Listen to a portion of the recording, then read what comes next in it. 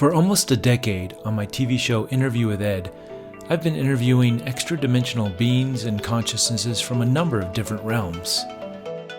Many of my questions have been answered, but with every answer comes more questions. Join me on my ongoing quest to find out, who are we? Why are we here? And where are we going?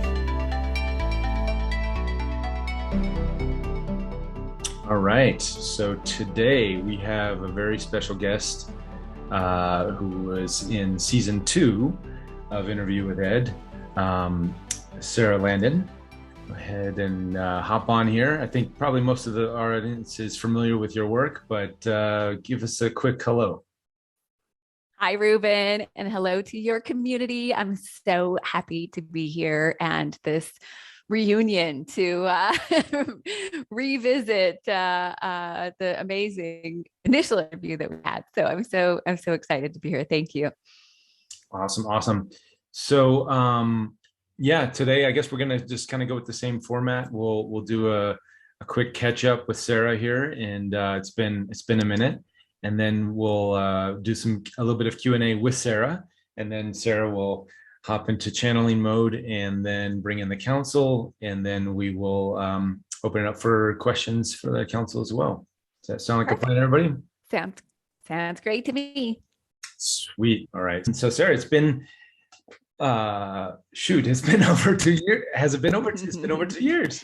It has. I think it'll be 3 years in September, actually, that you came, and you and Steve came and stayed at my house. It was so much fun. And we got to spend a few days together. Yes. And Zach was there too. Yes, for sure. And he's now doing all the music for season 3. At that time, he was just kind of like hanging out, like checking things out. But I think you'd kind of just met him at that point, hadn't you? Pretty much. Yeah, it's great. It was a fun time. And he's actually going to be a guest on the show in later episodes. He's been doing amazing work with AI, and I got to interview an AI, which was a lot of fun through awesome. Zach and some connections. But yeah, so we were at your amazing place. You're still there? I imagine. Is that? Oh, I'm not. You're not. Oh, okay. I wasn't sure. About 2 years ago. Yeah. Okay. Well, let's play. Yeah. What has Sara Landon been up to in the past 2 years and a half? 3 years? Well, lots of awesome new things came in, and just lots of great creation. It's been really fun. I had this amazing place that I absolutely loved. I never thought I would ever move from. It was just my heaven on earth, and really loved it. And I kept getting, during COVID, like 2020, right? I kept getting this guidance, like, don't make any big decisions on anything till September. And I just kept hearing that early March, April, don't just be in the space, be in the field, allow it to unfold.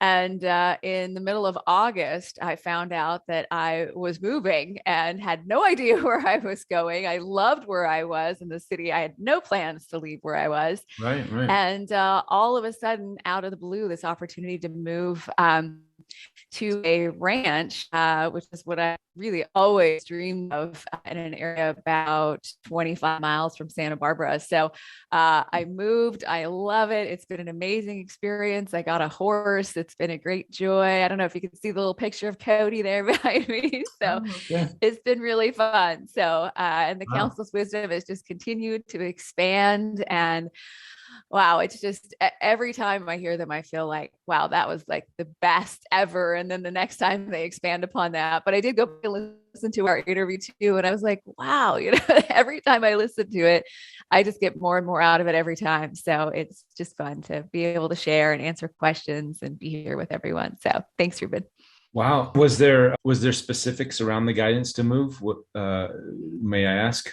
Yeah, well, so I had rented this place and I really loved it. And the owner and I were great friends. And she's like, you can stay here as long as you want, if you want to buy it someday. So I just thought there's no chance I was going anywhere. Well, she actually got this guidance that she needed to move back into the house, fix it up the way she wanted to be able to sell it. She needed the tenant credit or whatever it was to be able to sell it. And so the funny thing was she wanted to actually move where I lived, where I was moving. And that was her whole reason. But what was so interesting is just that, so many times we're in this field of potential and possibility, and that's what we want. We want potential, possibility, true creation. And then when something shows up, we're like, whoa, this is a big change. And the council actually says, don't think about it as navigating through change. Think about it as navigating through creation. Mhm. And once I found my place and once I got here, I was like, oh my gosh, this is just an expansion of everything I loved about my other home, 100 times more expanded. The space, the beauty, the wide open space for just like my own personal expansion. It just Yeah. seems like a perfect reflection. So Well, it it's hard to beat is that just, the last place you were at. It's hard to yeah, beat. yeah. So anyway, you're gonna have to come and stay Yeah, at this new place now, would love to. and we'll have to do another episode sometimes because it's so fun. Absolutely. So when Reuben came, I had my dog Kona and my cat Taz. I'm happy to report both are doing great. My cat Taz is now almost 18, and he's Wow. still living the dream. And I have another dog, Jake. Now you'll have to meet, and some kitties, which I know you and Steve will love. So Yeah, yeah, yeah. it's fun. Yes, the family is expanded quite a bit. Wow. Wow, wow. So because, obviously 2 years ago, COVID hit, and there was there was this mass exodus out of LA to go into the country. I was already in the country, sort of in the country up here in Big Bear, and housing prices and it just went crazy. So then we had a lot of people, old timers from Big Bear, moving further out, Further out. further away, because Big Bear was becoming too populated and crowded. So and we're seeing it now. We're seeing how difficult life in the cities is becoming, especially in poor countries or in different cities. I know LA, depending where in LA you're at, it's gotten kind of rough.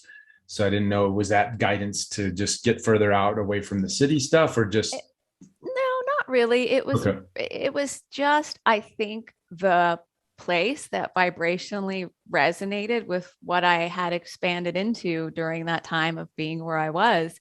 I tell this story. I don't think I've ever told it to you, but many years ago, when I first started channeling the council, I thought, well, the biggest dream I could possibly imagine for myself at that time was, being interviewed by Oprah on Super Soul Sunday. And I just thought, oh, that would be the like dream, right? That Oprah would talk to the council and how incredible that would be. Well, at that time, I was living in Seattle. I ended up moving. There was a couple moves in between, but within a few years, I ended up living on the same exact road that Oprah lives on. I was just about 2 miles away, and I kept having this vision of sitting under these oak trees, which was, the same oak trees connected to Oprah's property, having her talk to the council. And so I would sit at my house and just kind of in my field of imagination and just exploring the possibilities. And I imagined myself answering all these questions. Well, out of the blue, in the most divinely orchestrated, synchronistic way, Reuben reaches out to me and said, can I come interview you in the council for my show on Gaia TV? And so you came, and Zach and Steve, and we hung out for a few days, and we did our interview. Then we went up to the temple. We went to the beach, and we did all this stuff. And after the experience, the next day, I was sitting there and I was like, oh my God, that was so much better. Oh, wow. Being on Super Soul Sunday, to have you come and like for us to be able to spend that time together. And I tell this to my community, it was like beyond my wildest dreams, so fun, and something that was just such a great experience for me. So I share that fondly often in my community. But I think I never heard that's that. part of what the council has said as well, as that, when we really live this higher wisdom and this higher intelligence, and we elevate our own vibration and frequency to access these higher levels of consciousness that are available to everyone, a whole new world opens up to you. You really are living in a completely different world than when you're in lower dimensions of consciousness. Not bad or good or any sort of judgment, but they said to me very early on, when I was very hesitant and reluctant to share the wisdom or to call myself a channeler or to put the channeled information out in the world. And they said, if you will just live this wisdom, you will live a life beyond your wildest dreams. And I thought, well, how could you possibly have any bigger dreams than I do? And really now on the other side of that, I mean, I couldn't have imagined any of this for myself. And just so many people that have come to our community and come to the council from seeing that interview with you. And just, it's enriched my life so much to be part of interviews with Edie and with you and Steve and the team. And I just am so grateful to be here again with you. Wow. And I Thank think, you. That's awesome. for me, it wasn't a getting out of, it wasn't a getting away from anything, my move and the changes. I really loved where I was. I never planned to leave. But I'll tell you, the biggest thing I have seen in the last couple of years, and this is a perfect reflection of it, is that we are being guided into community and collaboration and co-creation and connection. And you can call it your soul's desire, or like this deep desire of our soul, that for many of us on this spiritual path that we've been on, or this path through consciousness or awakening, for a lot of people, it's a very isolating journey for some period of time. And I know I had a phase of my journey that felt very isolated. And now we're being really guided into community and like-minded community and sharing, and that our expansion will happen through that sharing in community and collaboration and co-creation, which is perfect evidence to what you've created here today. And I'll say, I had an amazing community where I was there. I still get to have that amazing community. And now in this place I've moved into, a whole another level of community has opened up to me. So I think, that is more to me the shift that occurred than getting away from anything. Right. I think it's also that balance. And the council said when COVID started, you are upgrading your systems and you're bringing your systems into balance. And it was all about balance. And that the most important thing was, if it's something in your life was out of balance, you need to really become conscious and aware of that and bring everything into balance. And as everything is upgrading, which, sounds simple, but it really takes slowing down sometimes. And they say, stillness is the access point to acceleration. And so there was a lot of time of just stillness as all of these changes were occurring, all these new levels of creation were coming in. And so I think that reconnection to land and to nature and to harmony with others and just being in that flow. Now we're so blessed that we have Zoom and we have the technology that we can connect and create community all over the world and live in a place that you love and feel comfortable and feel called. But I do think that, Mother Earth, Gaia, has her own consciousness, and there is a vibration to places. And I think that vibrational resonance is what calls us a lot of times in a new direction. If you think about places when you visit that you feel really amazing, and other places that you visit where you're like, this isn't my place, and it's no judgment, because it does vibration align to someone, but that's how blessed we are, especially doing this work and being as aware as you are in your community, that you can be in tune with that vibrational resonance. And when things change, you can say, okay, this is happening for me, and it's bringing me into alignment with all that I have expanded into. So thinking about it more as navigating through creation, when it's your creation. Yeah. And a lot of people have done that, from getting out of the city, I think, because of the opportunities, in the sense that this amazing Zoom technology, right? We soon realized, oh, wait, we don't have to do the same mundane 9 to 5, go into the office kind of thing. We can work from home, or we can, not everybody, obviously, but many people, many jobs had conformed how they do things, through sure. Working from home and doing other things. So that, I think that was a huge pressure release for humanity, because we've been doing this go go go kind of thing, and everybody's got to do the 9 to 5 and sit in traffic. At least, you know, in the LA area, traffic was, you don't realize how much of your time of your life is wasted in traffic until you actually get out of the traffic when you're in it every day. And so, yeah, I think that was part of the pressure release or the recalibration was the blessing of COVID in its initial stages. And now we're still in this recalibration phase, you know, for all the right reasons, instead of like trying to escape. I think you're absolutely right. Let's go where we're resonating. You've also since then, I believe, well, you definitely had the one book. Have you done more than one book? The first book, which is called The Wisdom of the Council, which is, both books are published by Hay House. The first book, The Wisdom of the Council, Channeled Messages for Living Your Purpose, is actually in print right now. So it will be available on November 1st. You can pre-order it through Amazon, Hudson, Barnes and Noble, actually Target, Walmart. You can order it through those different places as a pre-order. It'll be sent to you on November 1st when it's ready. And then again, another out of the blue, just divine orchestration. Last year, I did a live event with Mike Dooley. If you guys aren't familiar with Mike Dooley, he was in The Secret.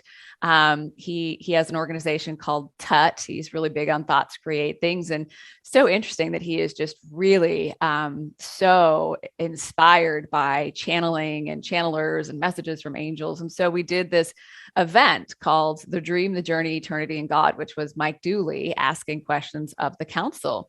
And it was so successful that we proposed to Hay House that, hey, let's turn this into a book, Mike asking questions of the council, and they loved the idea. So the second book, we just are submitting the manuscript now, and that will be out probably in March of 2023. But it's I'm really in love with both books. They're very different. The Wisdom of the Council is it's just the absolute essence of the council in their love and their light and their wisdom in this beautiful book. I just couldn't be more proud or excited about it, and how amazing it came together. So that's been really fun. And then there's 2 more in the works that we'll have out in 2024 or late 2023. Wow, it's been 2 really more. Fun. Yeah. And I'll say, the other big shift in the last couple of years is about the time, maybe a little bit sooner than when you were there, I started getting really guided that I need to help other people who are also on this path of opening up to channeling. Everybody is a channel. If you follow channelers, if you're interested in channeling, which that's why you're here, you yourself are also a channel.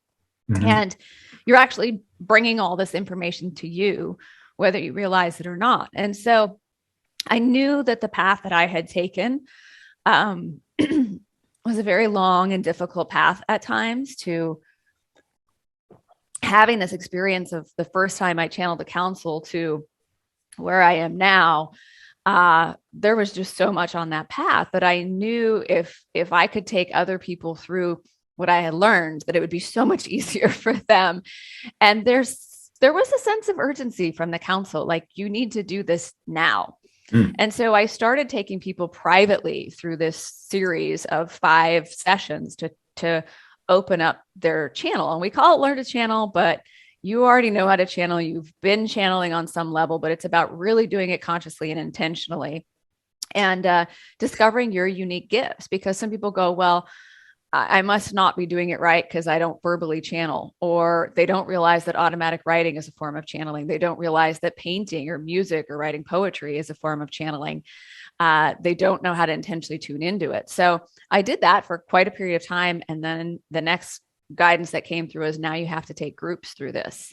So I started taking groups of about 50 people through a private, semi-private experience together in that same 5-part session. And we've now taken, including a course that I did with Mike Dooley on the art of channeling, it's been over 4,000 people now that we have taken through this series of learning how to channel. And what I'm seeing from that is just incredible. In fact, I got the guidance from the council a couple of years ago that, the next sort of thing is that channelers and channeling is going to become a very out of the closet, open thing that everybody can do and tune in. Now, for me, for many years of my life, I channeled 6 or 8 hours a day when I did private sessions with people. And I know I was learning to hold the vibration. I knew that was all acclimating and integrating the energy into my body so that I could hold it longer, so that I could get into channel faster and all those things. When I first started channeling, it took me 15 minutes or so to get to the place where I could receive the counsel. And Mm-hmm. now it just takes me a breath or 2 or 3 and they're right there, and I can channel for hours and at a time, and then they recede. And not everybody's going to channel like that, but Sure. everybody truly can experience the life-changing transformation that opening up your own channel presents to you when you do it consciously and intentionally. So that's definitely something new, something I never expected. Yeah. But really, I think for me, if I look at, what's possible for all of us and what's happening, it's pretty amazing. And some people do it as we did a course a couple of years ago that's available at saralandon.com called The 11 Spiritual Roles of the Soul. And it was absolutely transformational because it brought to our awareness the different roles: coders, people who are here to work with geometric shapes and sacred geometry, healers. Well, for some people, that might be hands-on healing. For other people, that might be animal healing. For other people, that might be the earth. That might be ancestry healing. It's all different. And there's messengers, and there's who bring messages like I do as a verbal channel, but there are people who bring through messages from angels. There are connectors. There are people here like you that are here to connect all of these channelers and all of these extra dimensionals to the people that are looking for this guidance and information for their own awakening and coming into realization. So But when there's you also said people who are coders, what guides. what do you mean Yeah. by coders? Not like computer So coders. Oh, no, it's really more of the codes within you. They're here bringing codes, but they're also here bringing to light or to consciousness the different sacred geometry and different codes within, and I would say the skulls really are for someone who is a coder, you would be drawn to things like that have awakening codes within them. hmm. And that is a spiritual role. That is why some people are here. Other people are transformers, which, if you ask the question, why would anybody choose to incarnate into a family where there's lineages of abuse or trauma or negativity? But they explain in the 11 spiritual roles of the soul that there are highly evolved beings that choose to come forth to be transformers, and they incarnate into these families and they say, no more, this stops with me. Hmm. And they are transformers of abuse and negativity and lower levels of consciousness. And I have a wonderful person in our community that always reminds me of this, where she grew up in a very abusive sexually, physically, alcohol abuse, drug abuse.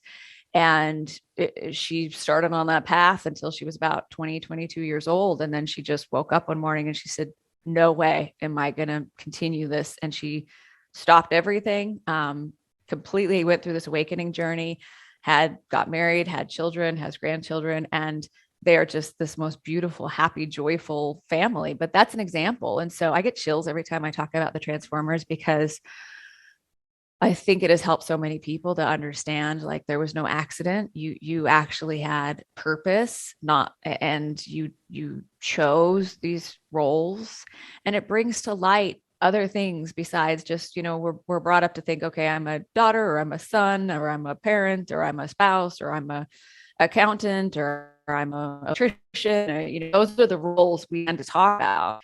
Right. Yet we all know there's more. There's some greater purpose for us being here. We all know that. And yet bringing to our awareness and light some of these other spiritual roles that we're here to play tends to make sense to people in a way that they can embody their purpose more and their reason for being here. and know that it serves. The council would say you're here really as an employee of the universe. You're here on behalf of the universe. An employee of the universe. I like that. Yeah. And so if you were an employee of anything, right, and they asked Yeah. you to go travel to another city, your needs are provided for.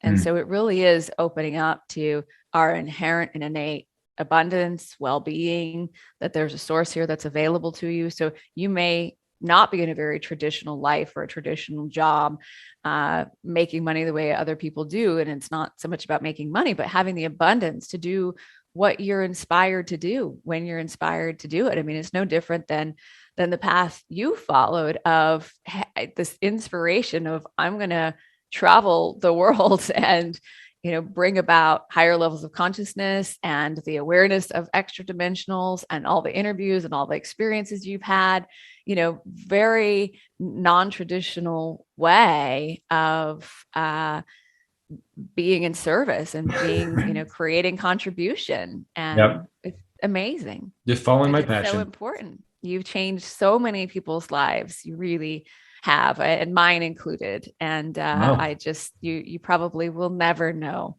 the impact that you have made on humanity and on those of us who have been part of your following your purpose and your guidance. My employment by the universe. Following, just doing my job. Yeah. Awesome. Okay, well, let's see who. Anybody have their hand up for questions? We got Glenn. Why don't you hop in and ask your question? Thanks, Reuben. Hi, Sarah. Hi, nice to meet you. So nice to meet you. No, this is my first exposure to you, so I haven't seen you on season 2 of Reuben's show, but I did go and I saw your Facebook page and I sent you an email. So I'm very interested in the community aspects of what you're building. And I saw that you had a podcast. What do you do with podcasting? I'd like to hear more about that. Yeah. So we created a podcast that we do live and stream it on YouTube every month. It's called the Journey of the Master Podcast. So it's really the integration of the council's wisdom of how to really live as a master. And the first thing that they would say is it's not about master over any other. In fact, once you come into your mastery, there's no need to choose for another or control any other or take power from another or give your power away to any other. But it really is living as they like to say, an ascended master on earth. If you've studied anything about the ascended masters, and just know that you are that, and you're here on earth at this time to really live your mastery and live fully and love fully and be all that you are. So on the Journey of the Master podcast, which you can subscribe to on our YouTube channel, which is Sara Landon Life, it's free. We do a live call every month. The next one will be on Monday, July 25th. You can also find all the other episodes there of that Journey of the Master podcast, and lots of channeled videos from the council and audios from the council on the YouTube channel, Sara Landon Life, as well as at our website. There's a saralandon.com free resources, and you will find over 60 channeled messages there. We add 2 brand new ones every single month. So our master's class community, advanced master's class community, Glenn, is probably one of the things that I am most there's no words. It brings me so much joy. We do a live call every Wednesday. The first and third Wednesday are a channeled message from the council where you can ask your questions live to the council. And on the second and fourth Wednesday, I talk about how to integrate the council's wisdom, and we take live questions. And then if there's a fifth Wednesday, we just dedicate it totally to Q&A with the council. But what has occurred, again, and you look at these things like COVID, or I look at things in my life and I go, oh my gosh, that's like so terrible that thing happened. Right. And yet we had been wanting to go to Zoom for quite a long time, but we didn't want the big, tech support issues. And literally, I think within 2 weeks of COVID hitting, everyone I knew was on Zoom, and my family was on Zoom, and my friends were on Zoom that were just not techie people. And I thought, well, hey, maybe it's time to move our master's class calls to Zoom. And we did, and we have never had any tech support issues. It's just been awesome. But what came from that was then adding community calls. So every Wednesday, there's a 10 a.m. Pacific time and a 1:30 p.m. Pacific time community call where the community gathers. And what I have seen happen is I can't even put words to it. It's just so magical and so amazing, and providing such incredible connection and collaboration and co-creation for people all over the world. In fact, the community self-organized itself to meet in San Diego, and people are flying in from all over the world in Turkey to just hang out with each other in San Diego for a few days. So I just, that has been amazing. And like what Reuben's created here, I mean, this incredible community, I just think it's so important that it's time for us to come together and in love. And I originally created the masterclass where, place where people could kind of come, fill up, and then go back to their daily lives doing whatever they're doing, because a lot of people in our community are what the council refers to as way showers.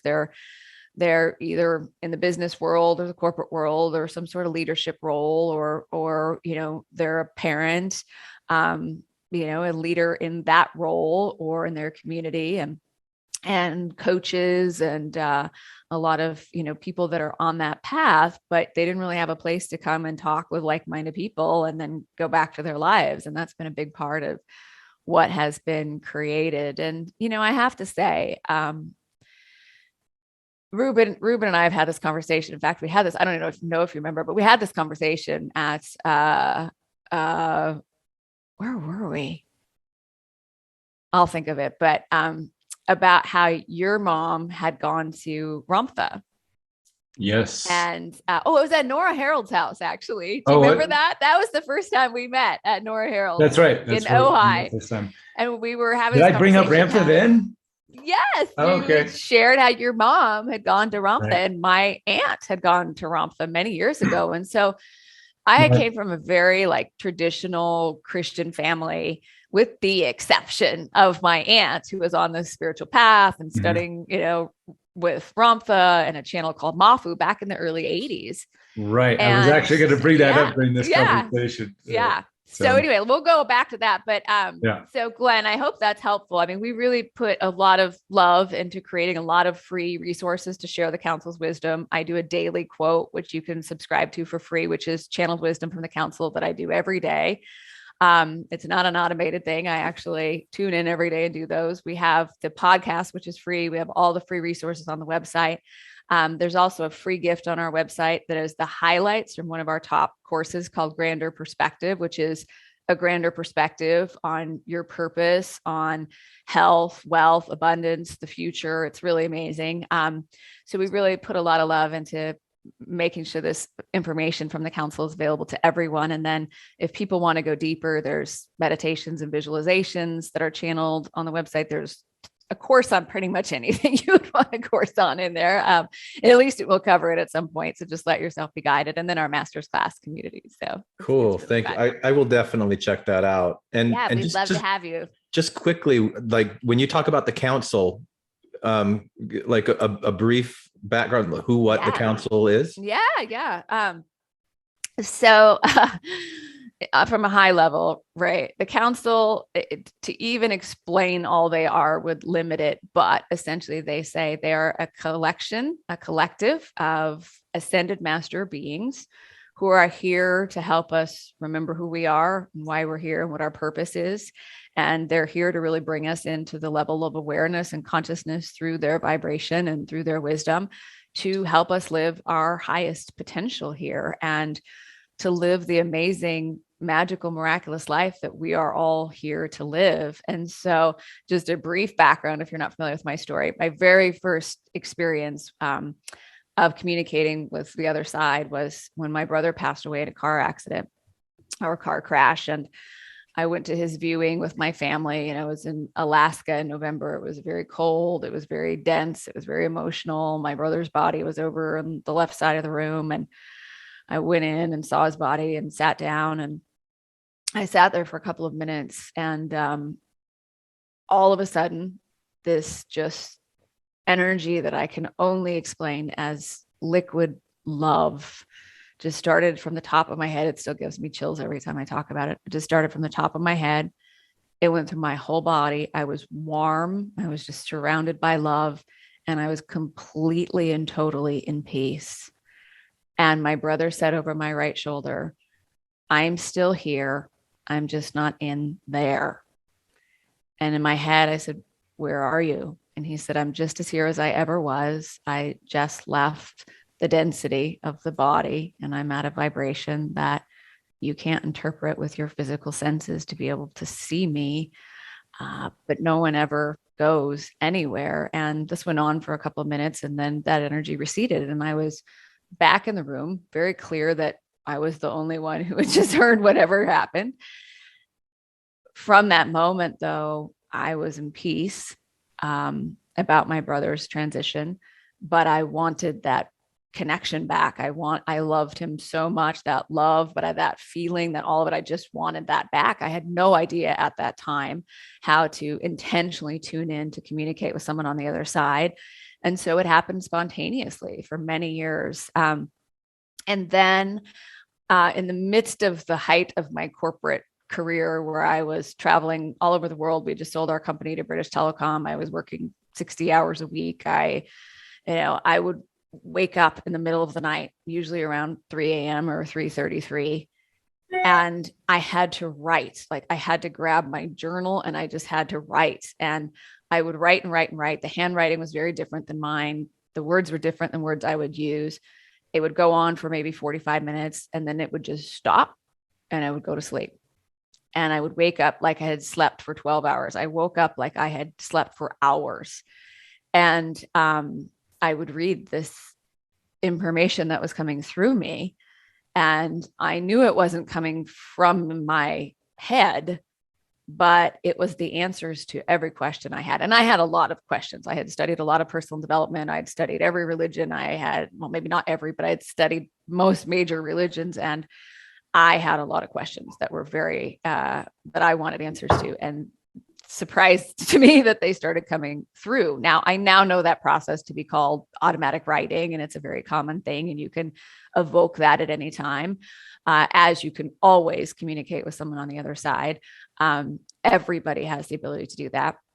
So then fast forward, I was in a yoga class, and I was next to this woman, like randomly 3 days in a row. And I finally asked her, how you liking yoga? And she's like, I hate it. I'm never coming back here again. Like, this is just too much. I'm going back to CrossFit, she said. But I'm like, why are you here? And she said, well, everybody in my business does yoga. So I'm like, well, what's your business? And she said, oh, I do quantum hypnosis healing technique, which, if you aren't familiar with that, it's created by Dolores Cannon. There's QHHT practitioners all over the world. It's really amazing. If you're not familiar with it, qhht.com or .org. Anyway, I said, well, what is that? She said, well, I help people get in touch with their higher self. I'm like, I need some help. I need that. So this woman comes over to my house, and I lay down in a bed, and she asked me to write a list of questions out that I wanted to know the answers to. And, she takes me through this visualization process, meditation kind of. And she said, do we have permission to talk to Sarah's higher self? And I'm very conscious and aware. I'm like, yes. And she went on to ask questions. I mean, I realized I was accessing something, but I still was very aware of who I was. And after a period of time, all of a sudden, this energy, even beyond what I experienced with my brother, this love that is absolutely nothing like I had ever felt before, just came into my body. And I was just at that point trying to keep up, because my voice changed. I sounded like a Russian man. I had this thick accent. It was very fast, but it went on to answer every question that she asked for a very long period of time. And after that receded, I was aware of it, but I experienced it from a much different level of consciousness. I was like, oh my God, what was that? First off, we're never telling anybody that ever happened. We're never talking about this to anyone else, right? But I went back and listened to the replay and I was like, oh my God, this is the same stuff that's coming through in the writing, only a whole nother level. So for months, almost a year, she would come over to my house a couple times a week and help me get into that meditative state. And then she would ask questions. Now at that time, we called it the voice. And because my voice was so totally different, which it's still a little bit different. You'll experience it. But I just started listening and writing it down and transcribing it. And I started getting a lot of automatic writing. And I literally for almost a year did nothing but channel the council with her and write and just be in the space. And I really wanted to live their wisdom. And I had heard another channel say, well, this stuff is great, but I don't really live it. And I remember it just like something inside of me went, no, like if I do nothing else, I have to live this. I just have to live this wisdom. And so it started to change my life. I started sharing it with a few close personal friends who wanted to talk to the voice. Can we talk to the voice? And I'm like, I don't know. So I'd lay down on a bed.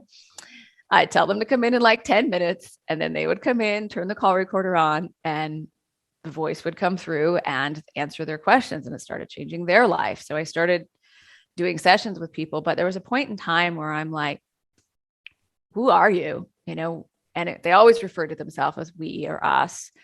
And it was this awareness that they're a collective of ascended master beings. And I had this experience when I was going into channel, which I really didn't call it channeling back then, but I had this experience where I saw myself like step into my light body, this incredible light. And I walked into this room where there was all these light beings standing around a table, and just the most beautiful illuminated beings I'd ever seen. And then there was one chair, and I knew that was my chair. And I walked to my spot and then, became part of the council. And from that moment, it's just been the council. And that's what we refer to them as. But, they say they are us and we are you, and you are all the council here on earth. Yeah. And they may be you in a higher level of consciousness, but it is you remembering the wisdom and the potential and everything that is you and within you. Yeah. And it was like, nobody can ever know about this. No one's ever going to see me channel on video. No one's ever going to, and I've come a long way since then. It's actually my absolute joy. And it's the most incredible gift that I get to share their wisdom with the world. So it'll be really fun. Thank you for sharing that. So I see other people have their hands raised. I just want to tell you, today was my last day of hypnosis training. And so to hear you tell that story is so inspiring. Thank you very much for what you just shared. That's so cool. I'm so happy for you. Yeah. Congratulations. A whole world, I guarantee you. I was going to say but I can guarantee you it's going to open up a whole new world for you. So good for you for following your guidance, even though maybe it didn't make any sense of why you're doing this. I've had a lot of moments like that. I have no idea why I'm doing this, but it all, at some point you look back and go, oh, wow, everything was happening for me. I was so guided every step. You were so guided every step of the way. Just trust yourself. Yeah. Thanks, Glenn. It's so great to connect with you. I was going to say, if anybody wants to know more about QHHT in season 3, I interviewed Suzanne Spooner, who is a world-renowned, she worked directly under Dolores. And world-renowned QHHT practitioner. Awesome. And then similar to your story, Sara, she regressed a woman named Beverly who spontaneously started, this other voice started coming through her.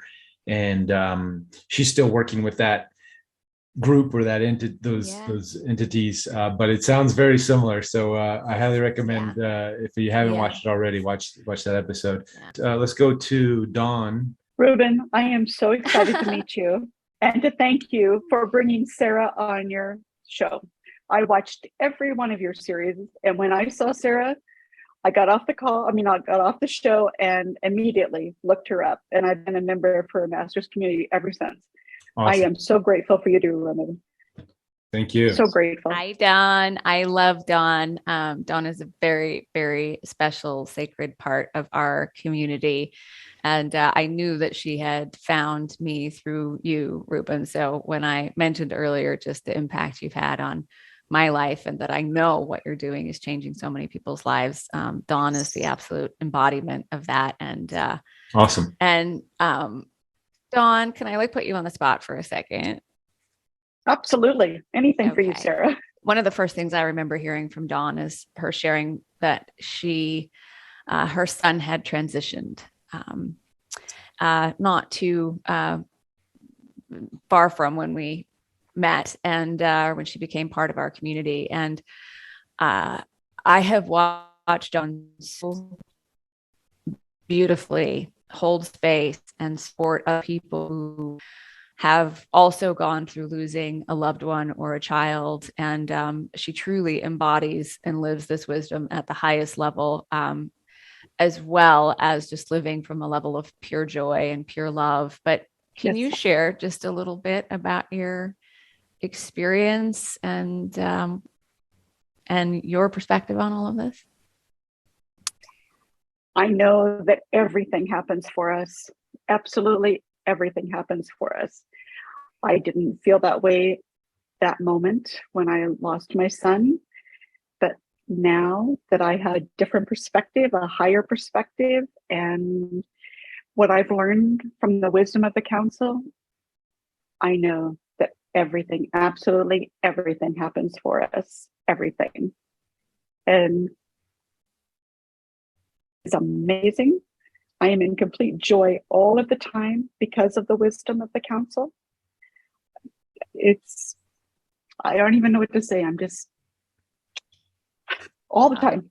You're just the embodiment of it. And Dawn also herself communicates with her son now and knows her son is always with her and has really tuned into her expanded relationship with him in the dimension he's in now. So it's really beautiful. Thanks for being here, Dawn. I see Lori. Is that cool? We'll jump in with Lori. Oh, thank you, Dawn. Oh, there you got your voice. Yeah, come on, Lori. The mic on that laptop wasn't working. So, yeah. Hey, Sara. We have kind of a similar background and upbringing, very religious home, and we broke free out of that. So do you have any advice on how you navigated those relationships and kind of what was that dynamic like as you were kind of coming into this spiritual awakening with all these gifts and having this religious family kind of I will make it very simple, but I'll give you a little background. And you'll read this in the book too, because I shared this. And when I knew I had to bring the council to the world, my biggest fear was losing my relationship with my dad, who I love very much and had never been exposed to this stuff. And Jesus was the only way. And I really, my biggest fear was that he would disown me essentially. And so I just put it out in the world. And after it was a few months, I was on a call with my dad one day, and it had come right on the cusp of the council bringing through this message about that if you want acceptance and approval from others, you first have to accept and approve yourself no matter what. And you absolutely have to love yourself, know that you're following your guidance in your soul's path. And when you accept and love yourself, everyone else will be a reflection of that back to you. And so that message came in, I really sat with it and integrated. And I had this moment where I went, you know what? I don't care if nobody understands this. I have to share this with the world. It's okay. If I walk this path absolutely alone, that is okay, but I have to do this. And so my dad calls one day and he's like, Sarah, I just don't understand I just don't understand. Like, why can't you use your normal voice? Why do you have to call it the council? Like, and I just took a breath and I just took a deep breath. I didn't react. I wasn't triggered. I wasn't upset. I just like, I had my hand on my heart. I was just like, it's okay that you don't understand. I said, you didn't understand what I did when I did IT infrastructure consulting services either in my corporate life. I said, you're still my dad. Like, it's okay that you don't understand. And that was it. We just kind of dropped it. And fast forward, my dad heard me tell the story about when my brother died and being totally in peace and hearing my brother's voice. And my dad had almost the exact same experience when my grandfather died, when his father died. And he said, Grandpa came to me, I was totally in peace. And he said, all is well, I'm always with you. And my dad said from that moment, he was in peace. He never cried at the funeral. I never saw him cry about it. And he said, that's why. So when he heard me say that in an interview that he was listening to, he had his own experience and he started researching channeling. And so we get on the phone again one day and he's like, no, Sarah, I totally get it. He said, I've researched it. I'm helping, I help explain it to your uncle. I help explain it to my stepmother. He's like, we just don't have things like that here. My dad's in the Midwest. He's like, this is not like California. There's nothing like that here, and he's like, but I get it now. So, but what I will tell you with all of my family, and this is the teaching of the council, just love them. Mm-hmm. Just love them. My relationship with my dad and my family is absolutely pure love, because I don't care if they understand. I don't care if they get it. I just really try to show up and love them. And I'm not trying to get them to understand. I'm not trying to get them to believe what I believe, or I don't even say, oh, you should read this book. You should watch this person. I don't. If someone asks me for guidance or wants to know more, that's their path. But I think it's so simple, Lori. It's so simple, but it has changed my life to just love people where they are and let them be where they are. And it's okay if they don't understand, but they are watching you.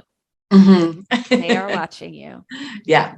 And the more happier and the more joyful and the more peaceful and the more loving you are, they're going to go, what is she doing? I want more of her. I want to be around her. And then you might have to talk, we might be talking about how to set better boundaries. No. Yeah, that has definitely already happened. And I love my family very much. But for example, my family was all going back to the Midwest in August for a week. And it's like, I don't choose to do that. I love them. And yet it's okay to not, the council calls it special labels, right? They make it sound really ridiculous, like how we put these special labels on people. And because they're a special label person, they can treat us a certain way. We stress about but if that person didn't have the special little label, you would just love them like anyone else. And it wouldn't be such a big deal. So sometimes when we say our child or our parent or our sister, we say, oh, I have to call them back because they're special label person, right? And yet, how many times do you just get a no when you're like, oh, I don't want to call that person back right now? And you do, and they complain and it doesn't feel good, and you're totally different thought. Or you just let yourself be inspired. Like, you might just call them up and not even realize that you're calling them, and you have a great conversation and it's loving, but you were inspired when they were in the place where they were a vibrational or frequency match to where you were. And there's all kinds of possibilities there. But when we try to force it because, oh, there's got a special label, I have to call them, right? Or I have to go visit them, or I have to go to this thing that they asked me to come to, follow the energy and follow your guidance. And maybe it's not the right time. Maybe it is, but also not judging, also not judging. I did a really interesting channel for someone one time who grew up in a religious home, and they were like really anti-religion and like threw the council kind of said, you just threw the whole baby out with the bathwater analogy, right? They were like, what about all the singing that you loved? What about all the picnics that you had with your church? What about that lady who always gave you a Christmas present? What, you know, and they brought this woman into this awareness of like, because she had put up this wall about religion, because she was in resistance of that, she was in resistance and not really allowing all the actual love and community, and that her favorite thing as a child was going to church and singing. She now sings. She's an incredible light language person. She does light language and she sings it, and she has this voice that is just like from another planet. And it wasn't until she actually let that guard down about religion, where she could allow herself to receive all the good things and the blessings that did come from it. So if anything like that still sort of triggers you, right, that's our work first. And it's not work. It's an opportunity for you to come back into wholeness and love and total acceptance of yourself. You know, we've all been all things the council says, and we've all explored every single level of what's available in these third dimension of consciousness. And I had the council ask me this question one time if I was thinking about religion, and they said, well, what if you were the person that came up with all of that? Like, what if you were the person that came up with, well, we need religion to keep people safe and under control? And I was like, okay, like now you're here in a life to liberate people into their absolute own freedom. But who knows? Anything's possible, really. So just love them. Just love them. Absolutely. That everything said resonated. That's kind of where we're at. 2020, we were not there, but 2022 definitely have made those kind of leaps. But it's always interesting hearing that transition out. Thank you. Yeah. And they I'll just share, I don't even know if I've ever really said this, but so one of my family members, we were talking about spirituality and people on that path. And they said, well, it's not that I ever had an issue with any of that stuff. I never had an issue with that. What I had an issue with was people trying to push it on me and tell me, oh, I need this. And yet they're unhappy and complaining and worried and miserable. I'm like, wait, this was a relative of mine telling me this. And I was like, oh, I get that. Right. They're like, I never had an issue with the spirituality and the channeling. It was that here this person's trying to get me to, telling me I need it.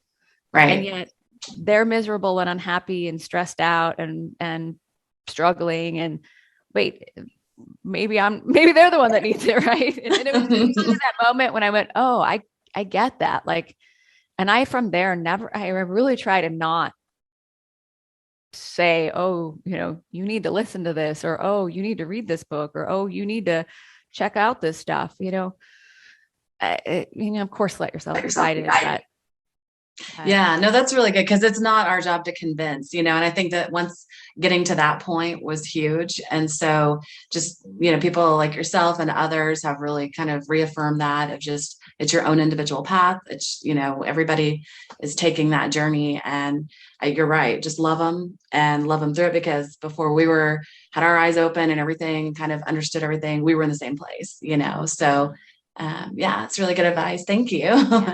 Yeah. The other thing that comes to me is,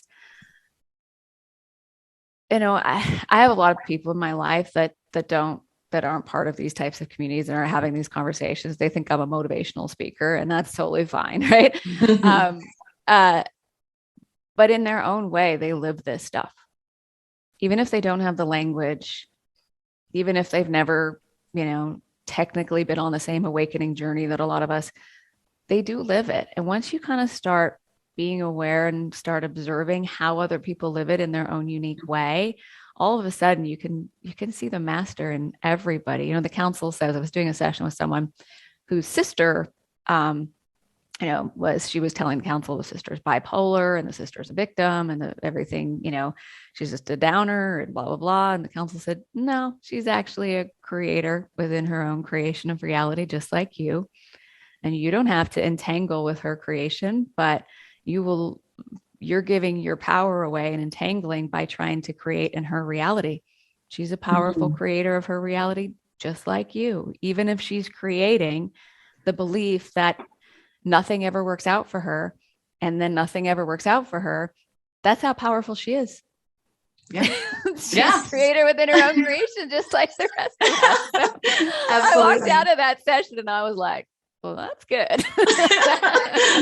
Yeah, I like it. Yeah.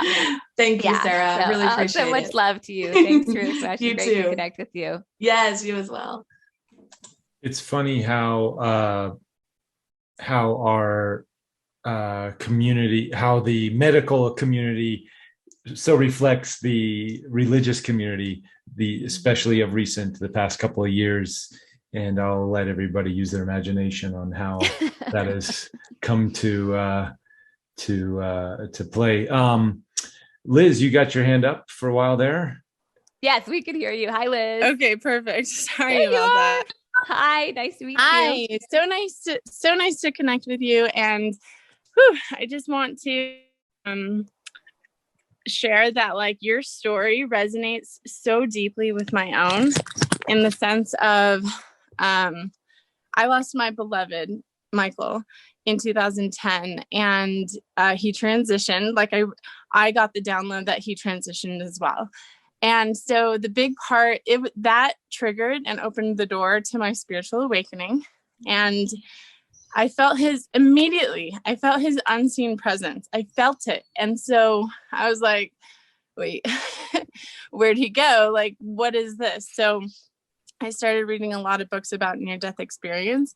And as soon as he died, he would visit me in my dreams every night for 3 months. And so I was just wondering, and it felt like we were hanging out, and it gave me the peace that I craved, in the sense of, like, I remember dreaming about him and knowing that he passed away. And whenever I would say, like, what happened, he would disappear. Like, I wasn't meant to know what happened or why he died. But it was just, and so then I stopped needing to know, because when I wouldn't ask him what happened, he would stay in my dream and we'd hang out in my dream. Wow. So I was just wondering what your relationship to dreaming is and how anything with that. I love that you're bringing this up, because one of the things that my brother explained to me was exactly about this. And my brother, and in 2010, my cousin, who was like my brother, transitioned as well. And they both would come to me in dreams. My cousin Chad was very playful and funny. And it was like every single time it was like he would show up and he's like, see, I'm not gone. I'm not dead. And I would go to this party and he would come to the party. And I'm like, wait, you're not dead? Like, no, he's like, I was just teasing. And I mean, he's really funny like that, where my brother would come in dreams. But there's a couple of things about this. My brother said, so, and the council shares this as well. When we're in grief, when we're feeling that loss, we're creating separation, and we are lowering our vibration and slowing our vibration and our frequency. And when we're in grief, or shame, heaviest, densest human emotion, we are as far from them as you could possibly be, right? So when we do things that bring us joy, I tell people, if they want to connect with people on the other side, first thing to do is imagine a time when you had the most beautiful experience with them, the time that they were the most beautiful or the most handsome, or you remember just this love. What were they wearing? What did they look like? Where were you? Just bring that back, because in that moment, you are elevating your vibration, your frequency to meet them in the dimension that they're in now. Mm-hmm. But the reason they come in dreams is because our vibration is fairly neutral at that time. And it's so much easier for them to connect with us. And you're just connecting with him on a higher dimension of consciousness, where you can then play, right? And play it out. And I'll just share what's coming to me.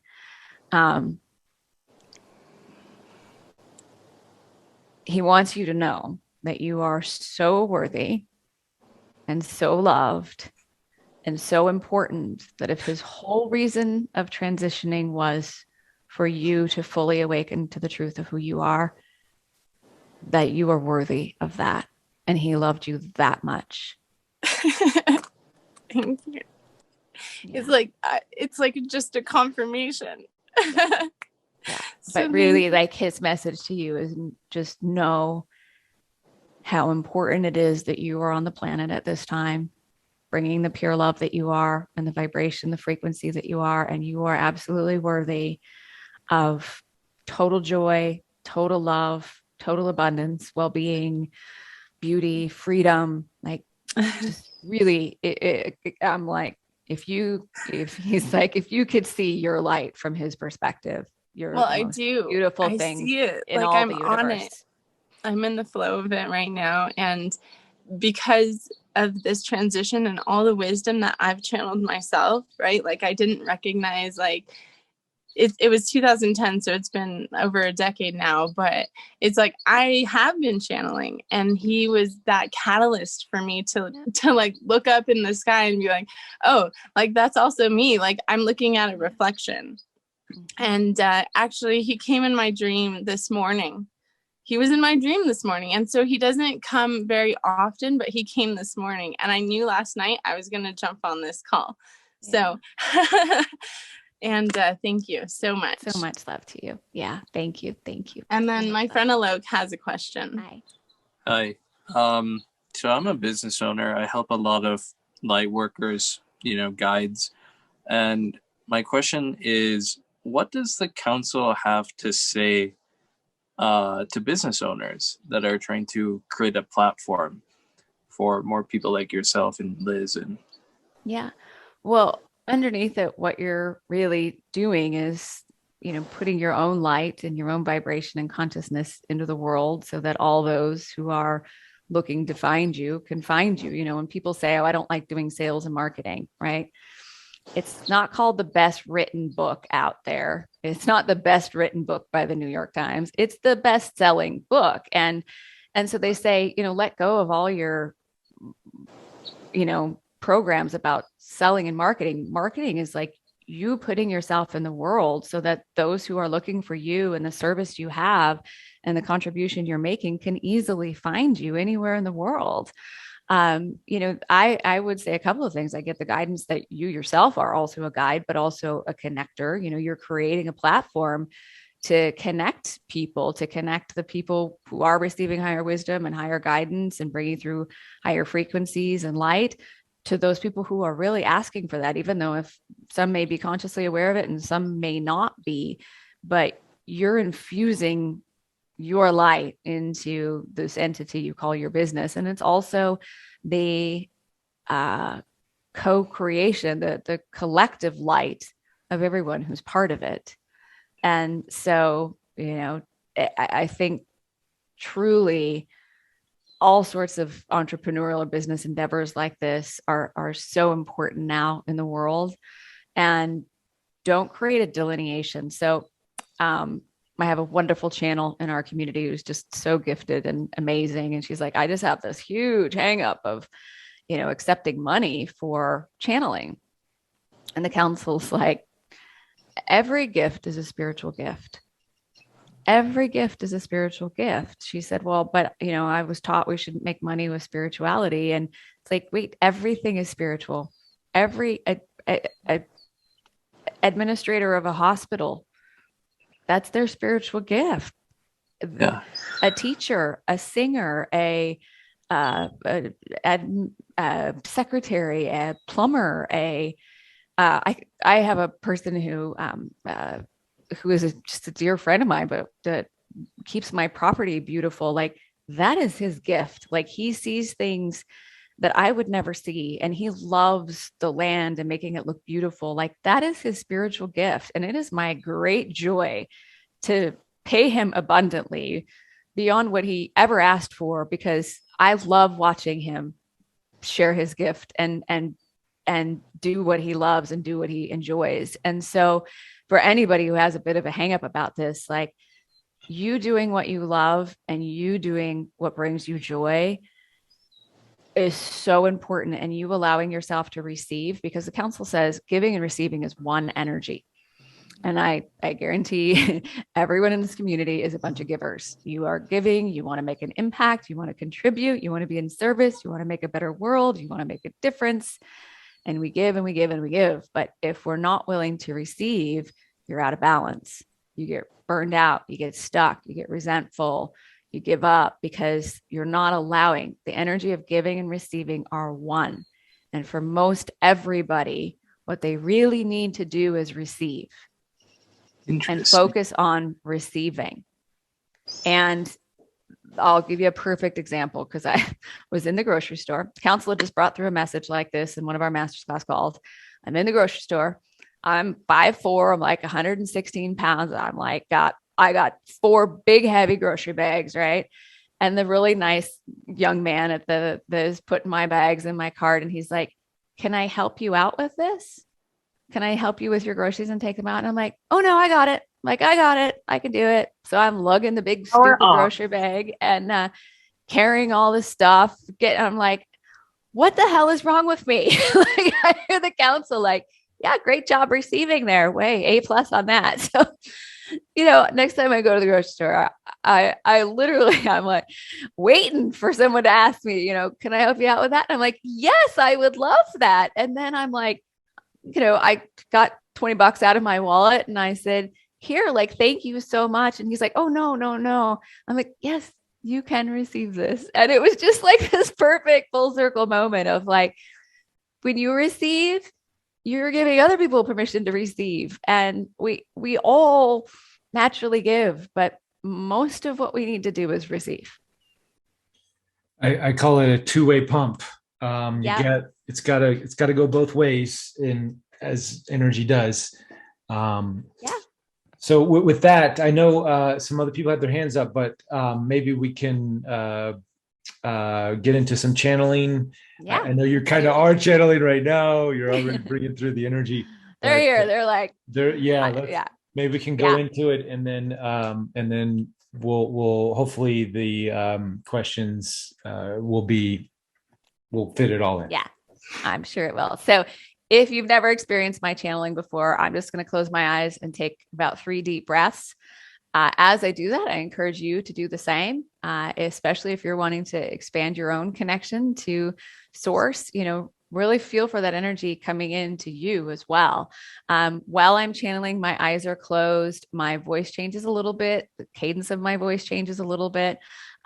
Just allow yourself to be in the energy. If it feels good to you and you want to just close your eyes and just kind of allow yourself to really feel into what they're saying. They'll bring in a message for us, and then they'll go to Reuben for him to go to your questions. And then when they're complete, they'll close out and they'll receive, and I'll come back and say goodbye to y'all. So just have fun with it. So here we go.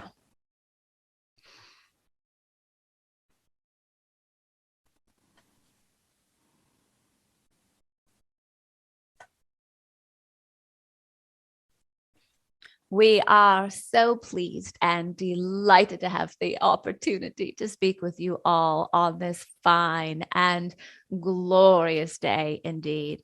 And we tell you that while our words to you are important, this is a vibrational experience of remembering the truth of who you really are and why you are here, and all that you intended when you chose this magnificent life experience, because we assure you, your life is meant to be so very good for you.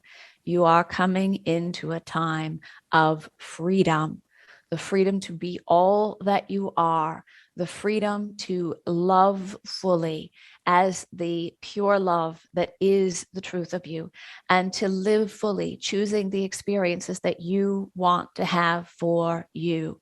You are indeed here as a master, here to create your reality, here to create your life the way you desire and intend it and wish it to be, and to choose those experiences that excite you and delight you. When you are in the feeling of inspiration or imagination or exploring potentials and possibilities, you are raising your vibration and your frequency to align with what we call true creation. to a place where the particles of infinite creation begin to respond to you. And in that moment, you are drawing reality through you. You are a force field of consciousness, and reality moves through you.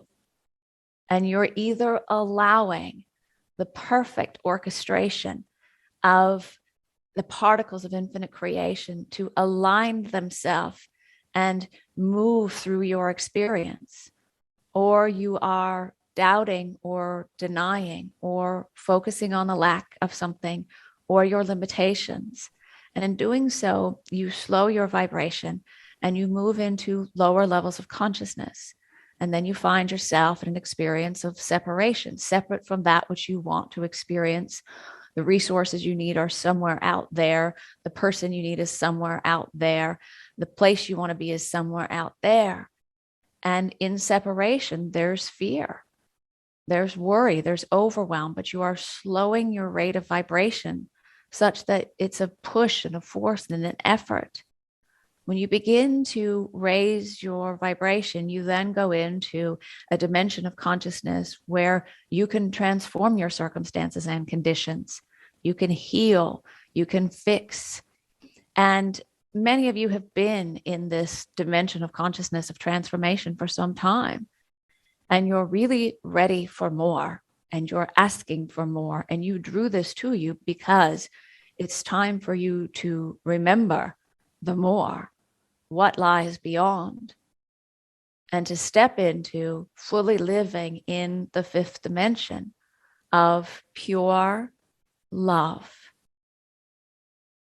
Your wholeness, your completeness, your magnificence, all realized by you.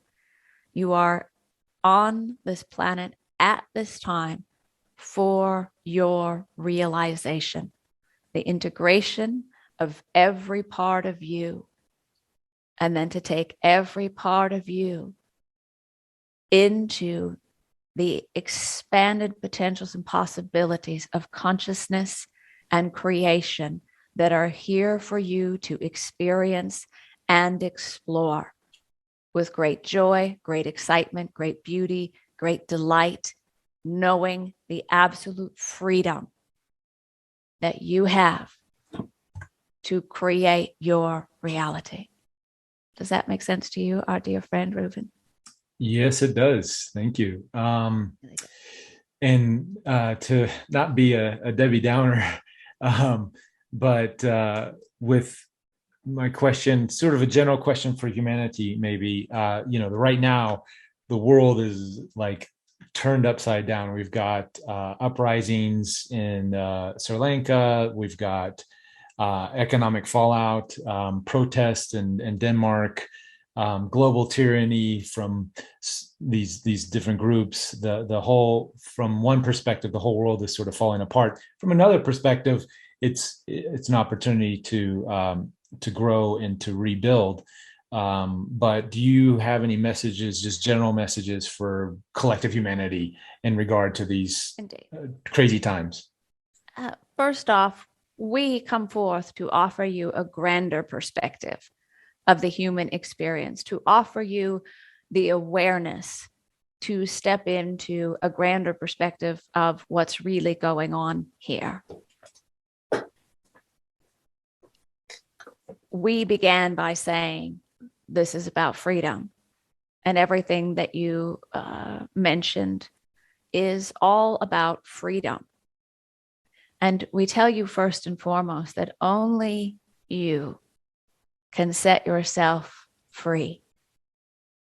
There does not need to be riots or wars or slavery for you to experience freedom and the freedom of who you really are. But yet so many focus themselves and entangle themselves in those lower frequencies such that they can get clear on the fact that what they really want is freedom.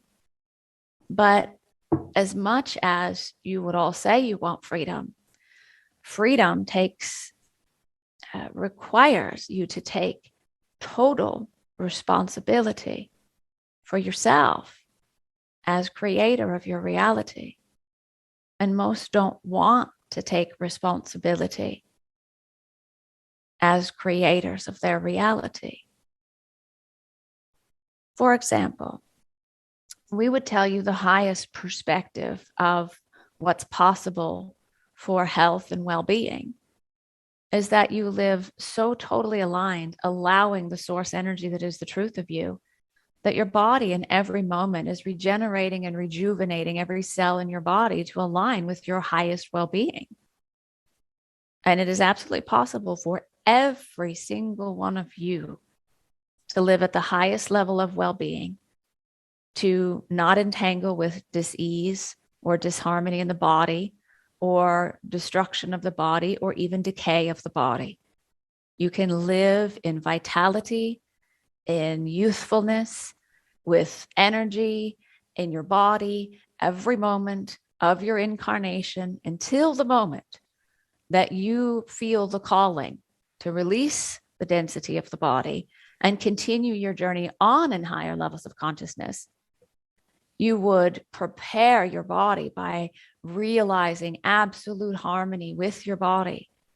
You would maybe even go out into a very special place and lay on the beautiful earth and gently, peacefully, harmoniously, with such reverence and love for this experience, release your body into the earth and continue on in higher levels of consciousness.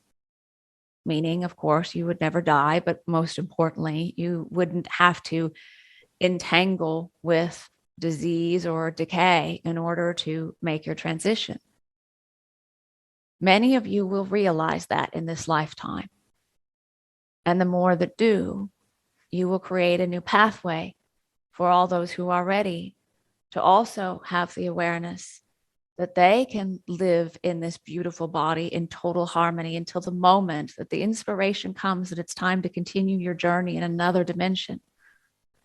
And you harmoniously and beautifully release the body through peace and joy and love. Now, you look at your health situation on your planet and we would say, there's more disease than ever before. There's more disease than ever before. But let's explain to you why.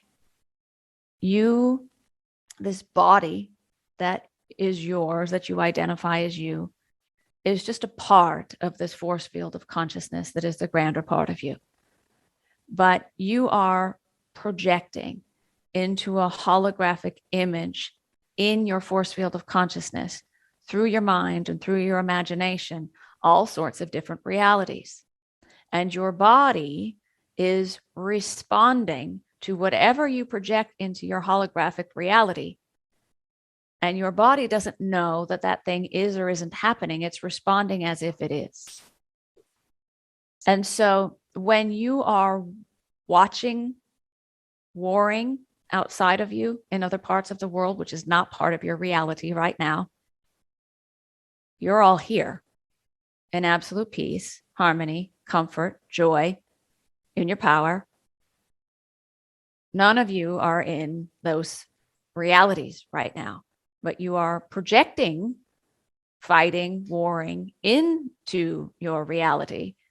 Your body doesn't know that it's happening out there. So you begin to feel the resistance and fighting against and warring and what's wrong and all these bad things that are happening. All of that energy has to move through you first.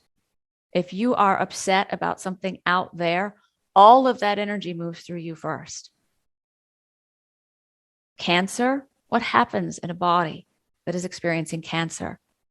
The cells mutate and begin to attack the healthy cells within the single environment. But when you think about how so many people are warring with everything out there and your body doesn't know, it thinks it's warring with itself, you can begin to understand why you have more disease than ever before. And we do not say that anyone would ever intentionally create disease in their body. We just want you to understand a much higher perspective and a higher way is possible for you, not better. just a higher vibration and a higher frequency, a higher level of consciousness, and a higher level of awareness. When you entangle with things that are not happening in your reality, you are slowing your vibration. You're creating resistance in your own body and in your own experience. And when you're resisting anything, you're resisting everything. You are not here to save a broken world. You are not here to load everybody up over your shoulders and drag them over the finish line to realization. You are not here to fix everything and everyone. You are here to raise the consciousness level, to raise your own vibration, and to live as the embodied master that you are, as creator within your own creation. Now, we know many of you are leaders and way showers, and you want to make a difference. You are here because of your great love for humanity. You chose to incarnate on this planet because of your great love for humanity. And you chose to do it now during the greatest transformation of human consciousness that has ever occurred in any lifetime. So it is innately within you, this love you have for humanity, for the animals, and for the planet. So we understand why you want to make a positive contribution and positive impact. But imagine that you're watching something on TV and it really upsets you. And now you're in fear. And now you want to fight. And now you want to go tell those people who are wrong that they are wrong and they are bad. Imagine in that moment that whatever you feel is felt by every single human times 100. You are contributing your vibration, your frequency, your level of consciousness, and what you're holding in your holographic imagination or holographic reality. That is what you are contributing to the collective. So now let's look at this a different way.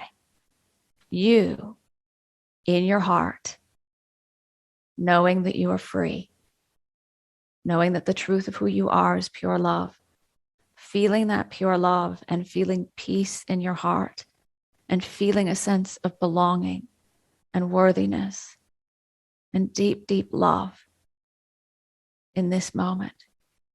Now imagine that in this moment, all of humanity feels exactly as you feel, times 100.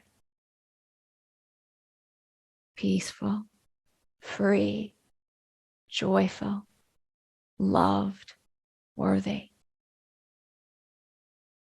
That's karma. That's the truth of how you create reality. And that's the truth as to how you contribute. Now, there will be times you take action, and there will be times that you take inspired actions against that, or not against, inspired action in the direction of that which you are guided or inspired or led to do. You're following energy, letting light guide the way, inspired.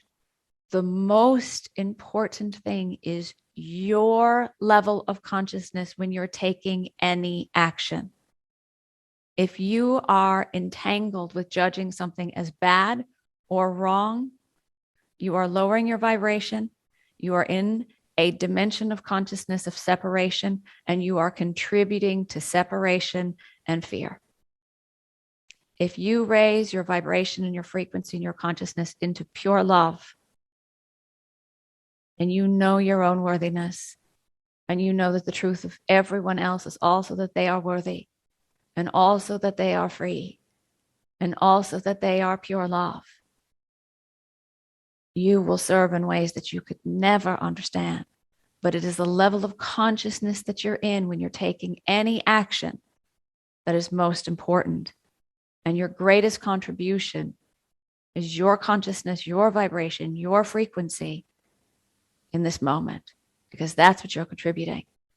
And beyond that, when you begin to understand how you project into your force field of consciousness and the collective force field of consciousness, holographic realities of potentials and possibilities, better yet to say, the more you envision a fully awakened human family and know that you're not waiting for it, you know it's already here,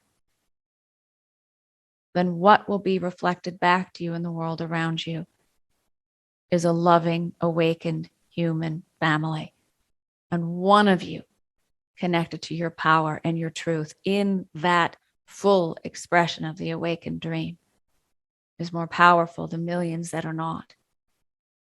But it is also the truth of all of humankind, even if they have forgotten. Your consciousness and your presence in the moment is your greatest contribution to create change. You understand? Yes, thank you. Good advice. I get caught up on some of those outworldly dramas. Felt like that was more directed to me than than to the collective humanity, because I definitely I'm a data collector and love getting a pulse on the world with everything. I do see the so-called positivity in the negativity kind of thing. So I don't let it get to me, but sometimes it leaks in. Sometimes I'm like, I gotta go, man. So anyways, but I get it. So thank you so much. But you understand it is because of your great love for humanity. Yeah. Right? Absolutely. And so the essence of it is love. So if you would just come back to align with the love that is the truth of you, the inspiration will come, the energy and the light will guide the way for you. Yeah. But you can show up present in the moment in that state of love, which is really what you want. Absolutely. Yeah.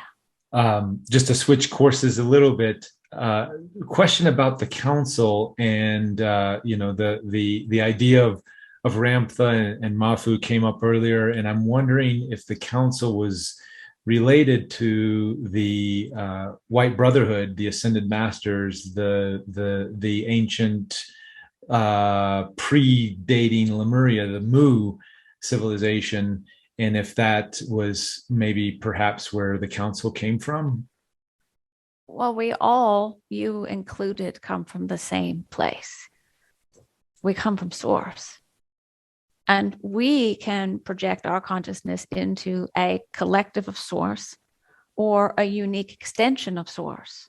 You know yourself as a unique extension of source named Reuben.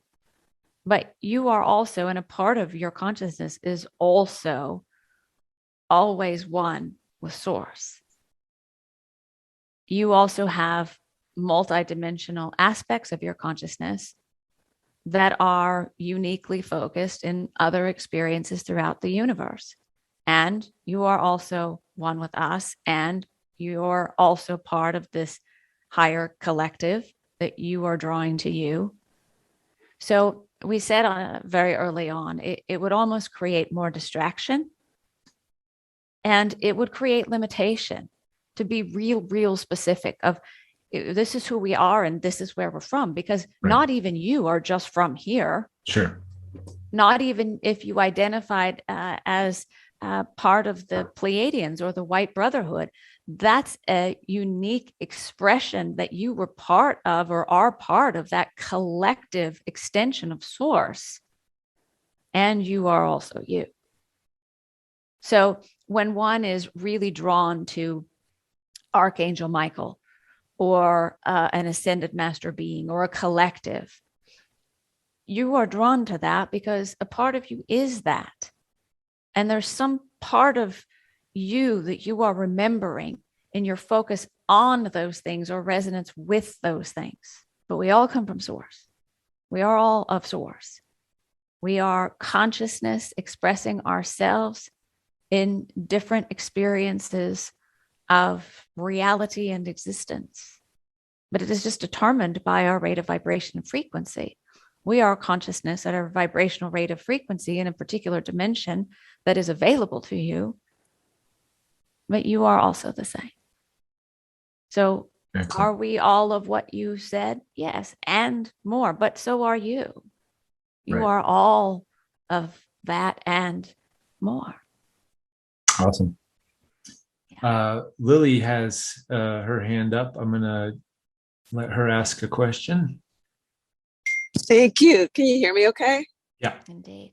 Okay. Oh, Sarah, it's so nice to meet you. It's so great to see you, Reuben, and the council. I'm so excited. I've been channeling a collective consciousness for maybe like 5 or 6 years now. And my company, which is called New World Harmony, my tagline is remembering who you are and why you're here. And so obviously the topic here is so interesting to me. And my question to the council is, I am entangled in a way with my son who struggles with addiction and depression and anxiety severe. And their entanglement that I experience with him is so beyond. I find myself working and helping so many to remember who they are, why they are here, raise consciousness, raise frequency, raise awareness. And I do this with so much power in so many places with so many people. And I am at a loss in terms of how to help my son.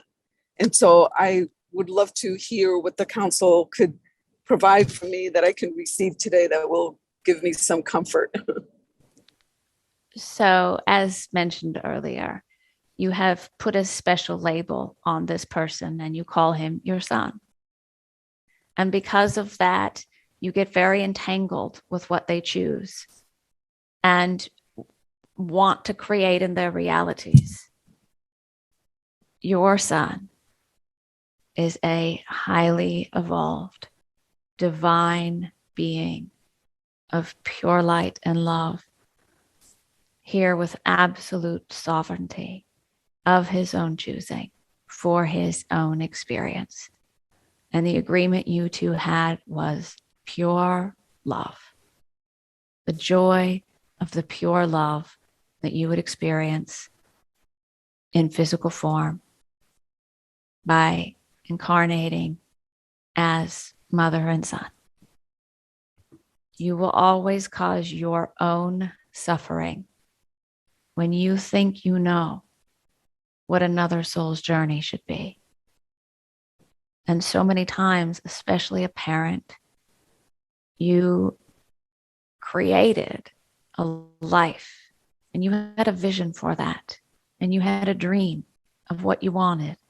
And we ask many parents and they all answer it the same. What do you most want for your daughter or your son or this person you love? What do you most want? And your answer will be the same. I just want him to be happy.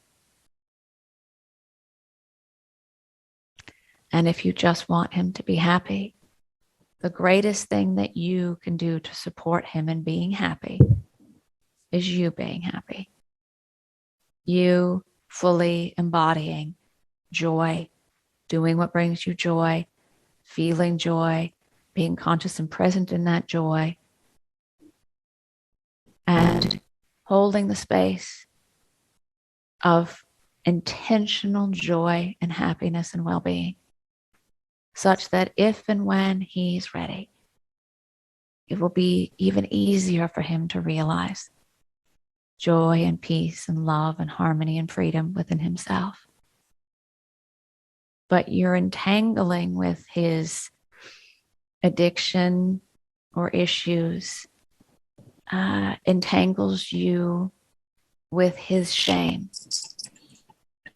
And it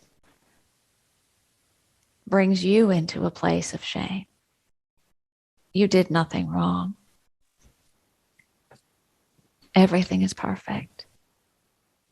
But when you stop entangling with his shame, it will make it easier for him to elevate himself out of the shameful feelings he has so that he can remember the truth of who he is too. Do you understand? Yes, thank you so much. really, the more you can intentionally, consciously embody within yourself what you most want for him, not trying to change him, not pushing against where he is. We know you only want the best for him, but entangling with his story and giving energy to his story just holds him in his story. What you focus on and the meaning you give it is what's creating your reality. So he is a creator within his own creation. He will find his way. He will awaken. He will remember the truth of who he is. Allow him his journey and just love him and embody what you most want for him for yourself. And it will make it easier for him when he chooses to embody his own joy and his own peace and his own harmony and his own worthiness. We love you, dear friend. Thank you for your question. Thank you so much. Thank you.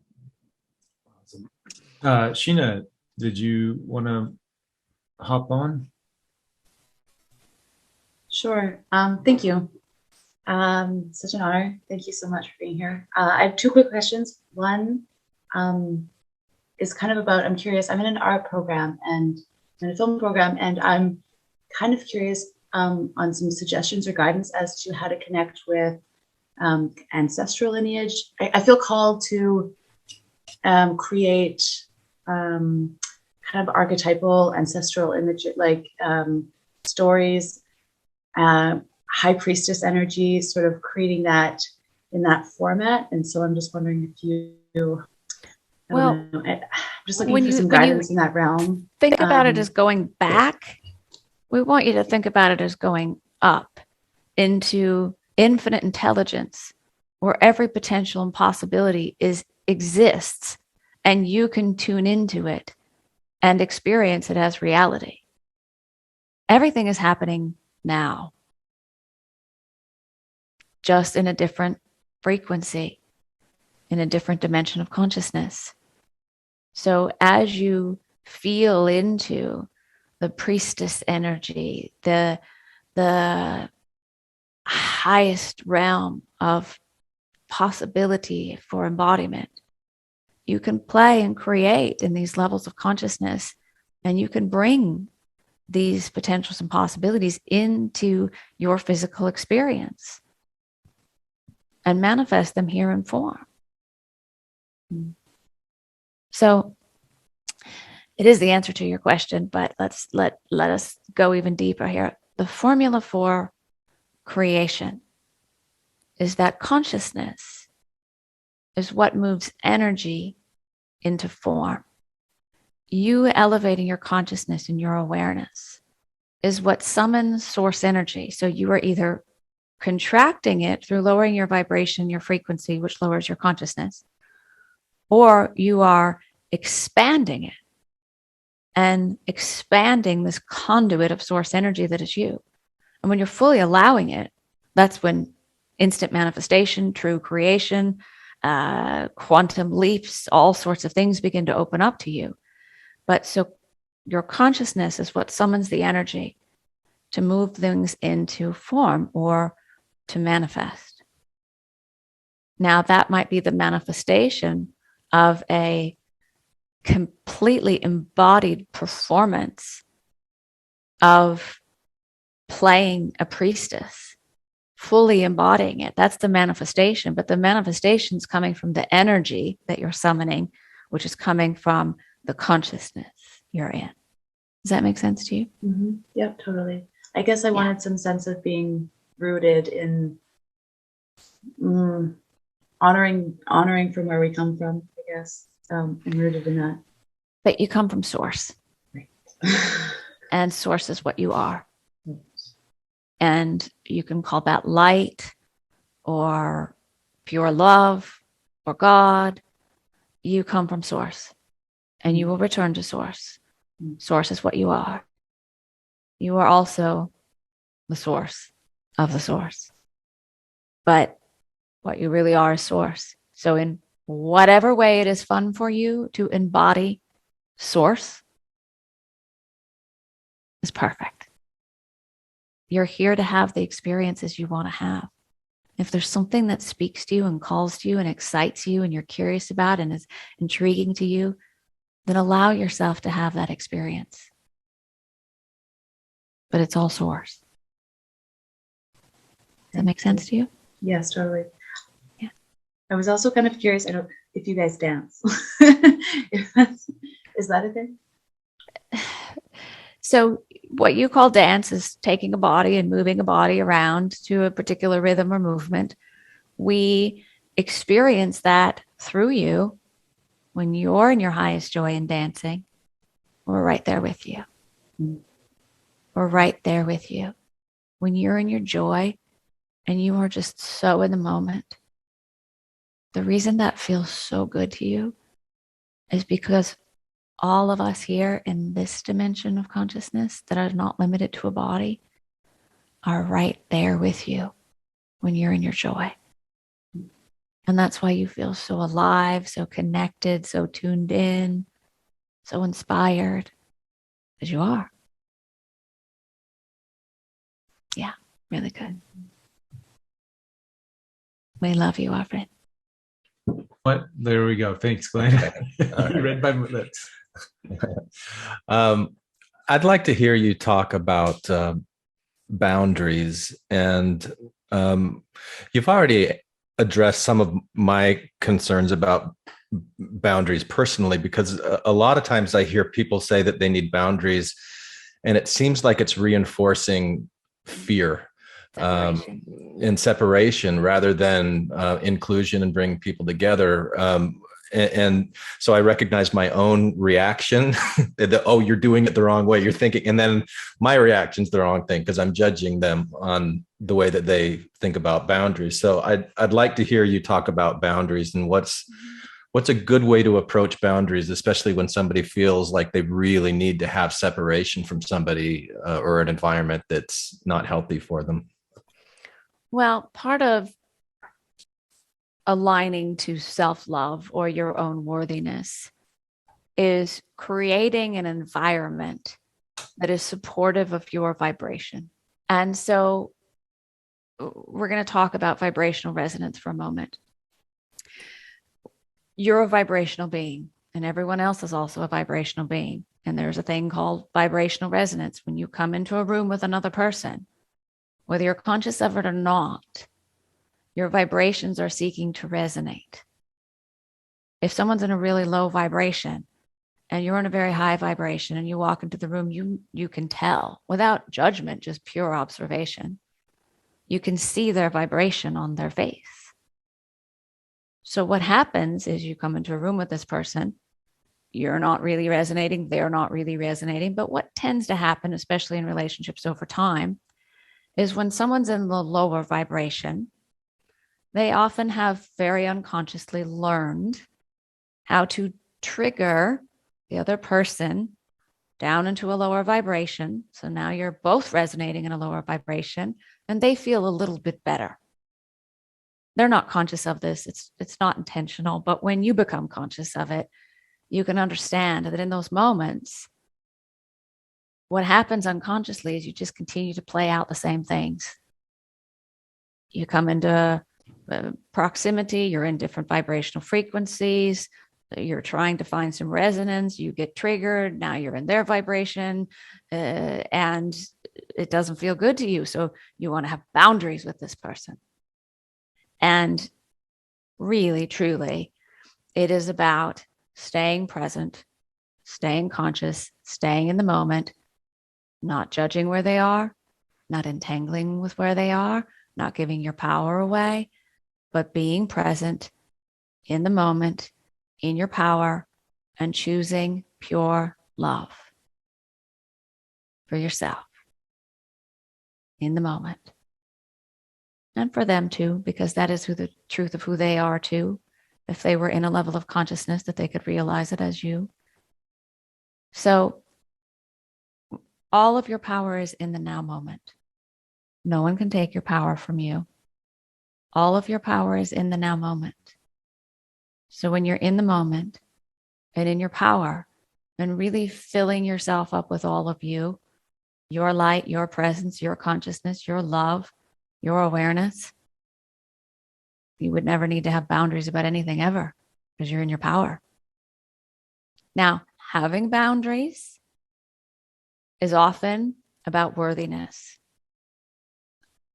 Coming into the worthiness that you get to choose for you. That you get to choose the experiences you want to have for you, that you get to choose the environment you want to be in, you get to choose the relationships, you get to choose. When you really come into a level of worthiness and wholeness and completeness, and you really know how to stay in your in the moment, in your power, in that state of pure love, no one will show up to test your boundaries either. But what happens is, because certain people have special labels, oh, I have to go talk to them, I have to see them, I have to deal with them. And the energy and light clearly is guiding you that there is not vibrational resonance there, but you still force and push energy where you think it should go and try to bring them together or try to make things happen. And again, if you will just be in your power, in the moment, be present, choose pure love, fill yourself up with all of you, there's no need to have boundaries about anything ever. But you would also be in such a level of worthiness that you truly allow the energy and the light to guide you. And if see, your consciousness knows before you walk into a room, it knows the frequency of where you're going. It knows the frequency of that room. And your consciousness knows whether that's aligned to you. Now, you're not trying to change the consciousness of the room so much, but the particles of infinite creation that are always responding to you are indeed responding to you. So if you expand this force field of consciousness that is you and invoke and infuse love and light and peace and joy into your force field of consciousness, then anything and everything that moved through your experience as reality would have to be aligned with that as well. You understand? Yes, thank you. Indeed. Did we answer your question? Yes, thank you. We love you, our friend. Really good question. Roxanne, you had your hand up.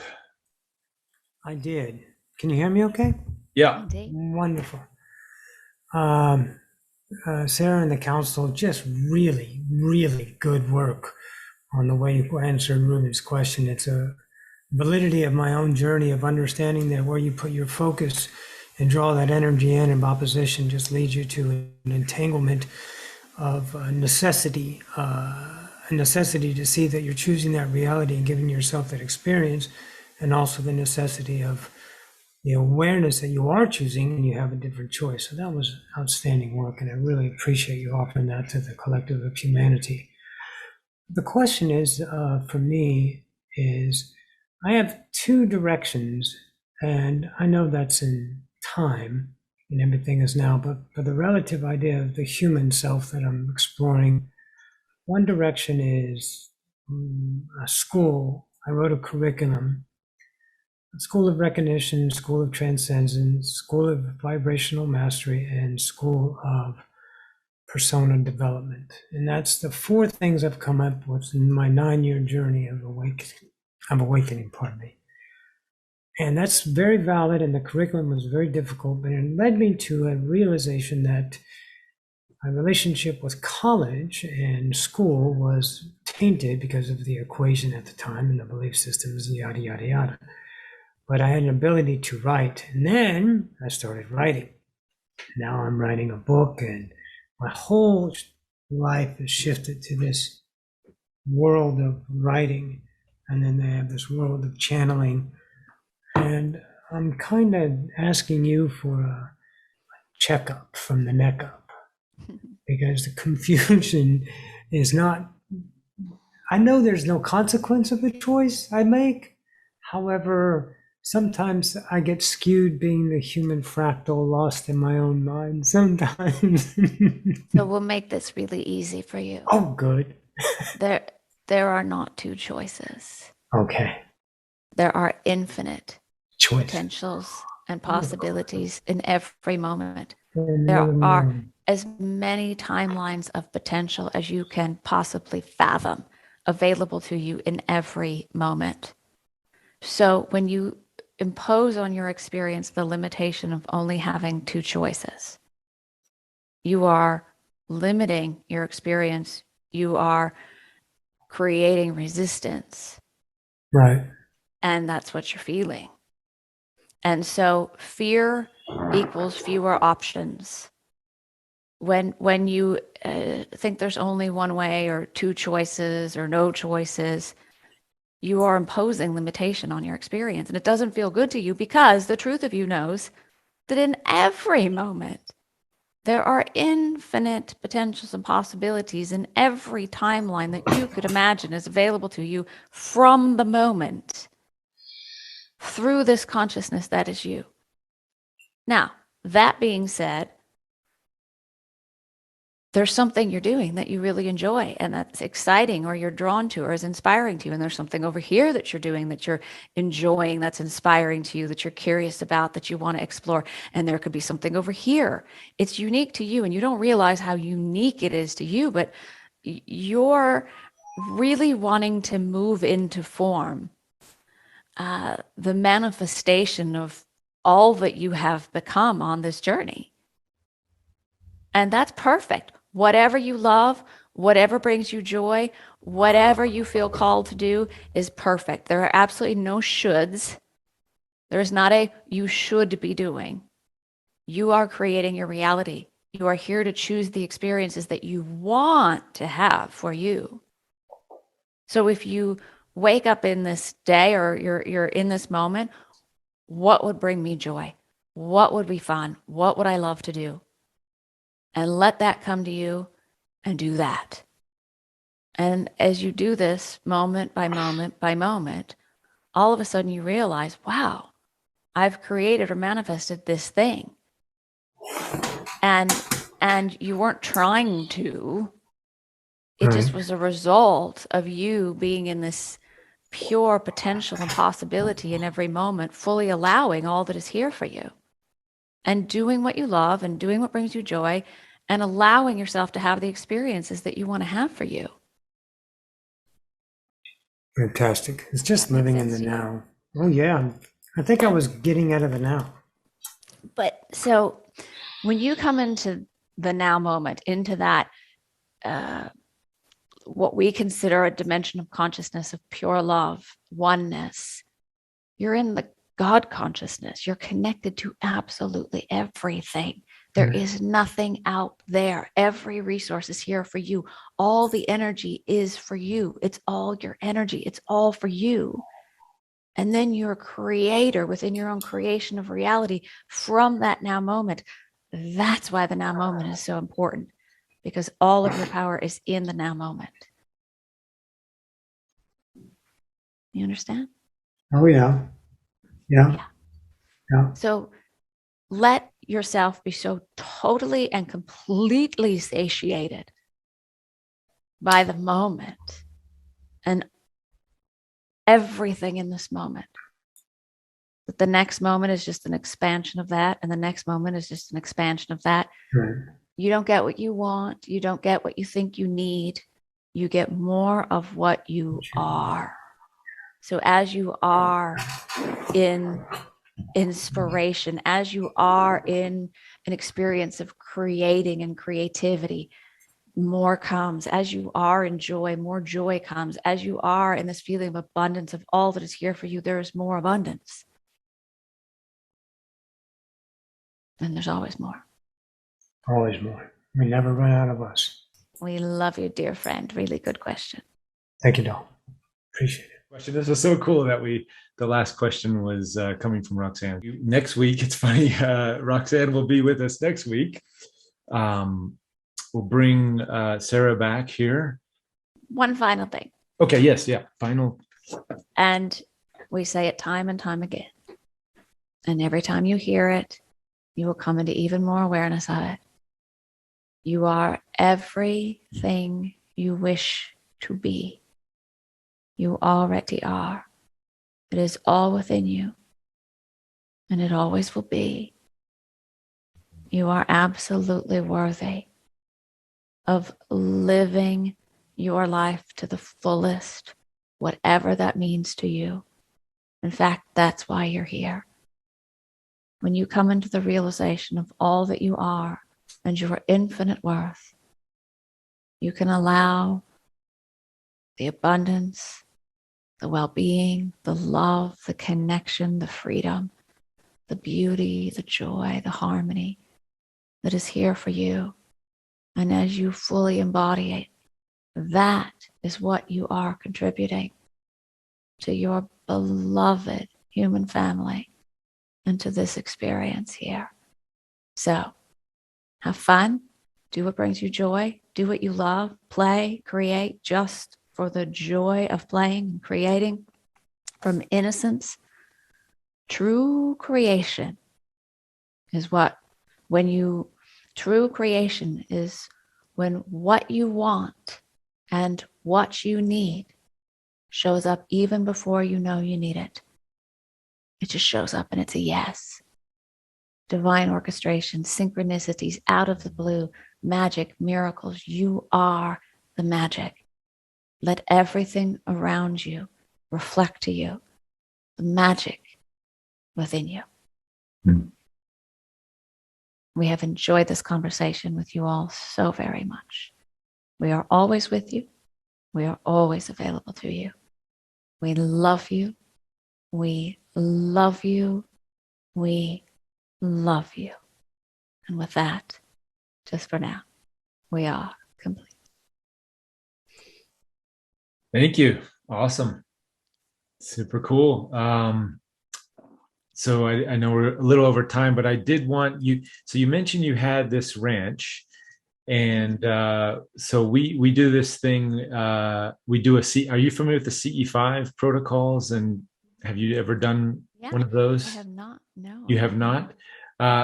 So Liz, who's part of our CE5 group, and Lital and others who may or may not be on the call yet, I don't know. Every new moon, we do a CE5. And since you're kind of still in the Southern California area, I'm sort of pushing myself a little bit and saying, hey, could we come out to the ranch and do a CE5? Yeah, let's talk about it. Okay. It's possible, right? All right. So we'll plant the seed here. No definites Cool. yet, but Cool. I'll continue that conversation with you off camera, and then we'll figure it out. But that's part of our group thing here with this membership and building community. It's a community building opportunity as well. Glenn came out to one we did in Joshua Tree, and our next one's gonna be at Eye of God here in Big Bear the next new moon. So anyways, just wanted to throw that in at the end. I have an idea around that, so let's let's talk. Okay, sweet. Awesome. Thank you again for your coming on today and sharing your wisdom and bringing in the council, and some really good nuggets in there for me to think about, and just awesome every time. Thank you. It's my absolute joy. This has just been great. And to everyone in the community, thank you. Just so much love to all of you. And this has been really fun. So have an awesome rest of your day. And I know we will talk soon. Absolutely. All right. Thank you, everybody. I know we didn't get to everybody's questions, but we'll be back next week with Roxanne. So save your questions for then. All right. Bye-bye. Bye, everybody. Thanks for tuning in. Hope you like this interview. We actually do this every week on my membership portal page. You can access it through interviewwithed.org or click on the link somewhere in here. I'll put a link, and come over and join us. You too can ask questions. Every week we have new special guests, and you get to ask questions directly to the channelers and to the beings that they channel. So see you in the portal.